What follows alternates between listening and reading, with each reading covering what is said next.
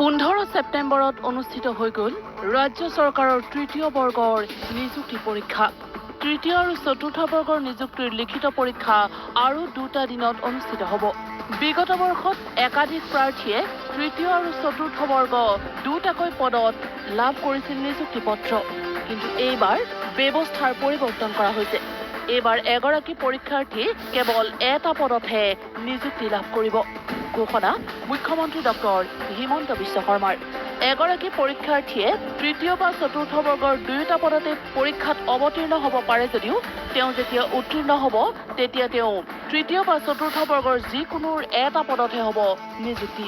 2টা পৰীক্ষাত উত্তীৰ্ণ হ'লেও বেছি স্কেলৰ দৰমহা পোৱা পদত নিযুক্তি পাব প্ৰাৰ্থীগৰাকীয়ে। এতিয়া একাধিক পদত নাপায়, কাৰণ এটা নিয়ম কৰা আছে যে যোনে চতুৰ্থ শ্ৰেণীত পায়, তৃতীয় শ্ৰেণীত পায়, তেওঁ চতুৰ্থ শ্ৰেণীত নাপাব। যোনে ওপৰৰ স্কেলটোত পায়, তেওঁ তলৰ পজিশ্যনটোত নাপাব।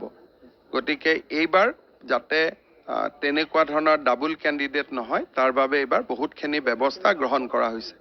এইবাৰ কেণ্ডিডেট লাভ হয়, নহ'লে 1-1.5 হাজাৰ ল'ৰা ছোৱালীয়ে ডাবল পায়। আনহাতে এটা পদৰ বাবে 2জনকৈ প্ৰাৰ্থী যোগ্য বিবেচিত হ'লে লটাৰীৰ জৰিয়তে হ'ব চূড়ান্ত নিৰ্বাচন।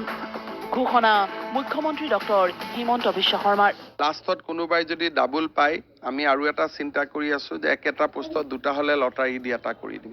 কম্পিউটাৰৰ জৰিয়তে তৃতীয় আৰু চতুৰ্থ বৰ্গৰ নিযুক্তিৰ লিখিত পৰীক্ষাৰ উত্তৰ বহি নিৰীক্ষণ কৰা হ'ব। আৰু এই নিৰীক্ষণ প্ৰক্ৰিয়াত ইভালুৱেটৰ হিচাপে থাকিব ৰাজ্যৰ 6-7 গৰাকীকৈ বিশিষ্ট শিক্ষাবিদ।